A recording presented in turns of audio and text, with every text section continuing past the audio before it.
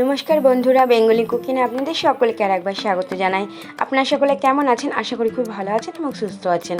আজও চলে এসেছি নতুন একটি রেসিপি নিয়ে। চলুন তাহলে প্রথম থেকে শেষ পর্যন্ত রেসিপিটি দেখার জন্য আপনাদের সকলকে অনুরোধ রইল।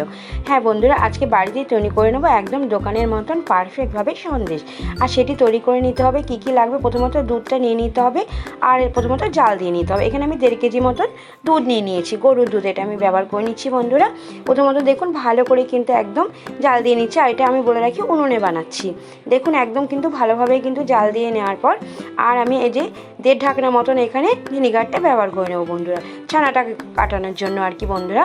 আর আমি প্রথমত এটা বলে রাখি যে এটা আমি তৈরি করছি একদম নিরামিষভাবে। তৈরি তো করতেই হবে এটা, কারণ দোকানে জিনিস তো নিরামিষই হয়। আর এটা আমি ঠাকুরের জন্য, বাড়ির ঠাকুরের জন্য তৈরি করে নিয়েছিলাম বন্ধুরা একদম।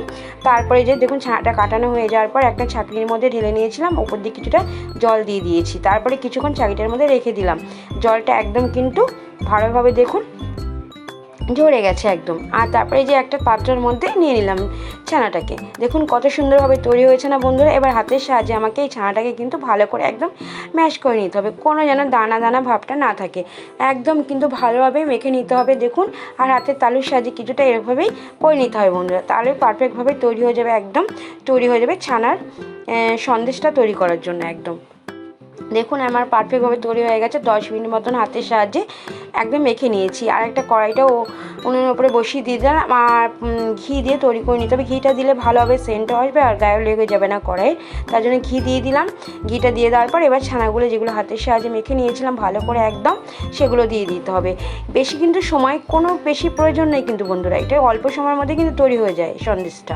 চিনিটাও দিয়ে দিলাম পরিমাণ মতন, যে যেরকম মিষ্টি খেতে পছন্দ করেন সেরকম অনুযায়ী দেবেন। আমি এটা চিনি দিয়ে বানাচ্ছি, এই 1.5 বাটি মতন চিনি দিয়ে দিয়েছি বন্ধুরা। তারপরে কিন্তু আমাকে এটা তৈরি করে নিতে হবে।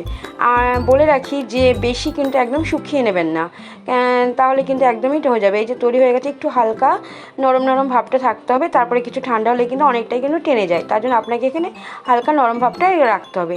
সন্দেশটা আমার পূর্বভাবে তৈরি হয়ে গেল ঠাকুরের জন্য সন্দেশ। তাহলে বন্ধুরা কেমন হয়েছে আমার সন্দেশের রেসিপিটি অবশ্যই কিন্তু আপনারা কমেন্ট বক্সে কমেন্ট করে জানাতে ভুলবেন না। ঘরোয়াভাবে তৈরি করে দিলাম একদম বাড়িতে পারফেক্টভাবে সন্দেশটা। তাহলে বন্ধুরা অবশ্যই কমেন্ট বক্সে কমেন্ট করে জানাতে ভুলবেন না। নতুন বন্ধুরা প্লিজ চ্যানেলটিকে সাবস্ক্রাইব করবেন। আজ এই পর্যন্ত, আজ আসি, সকলে ভালো থাকবেন, টাটা।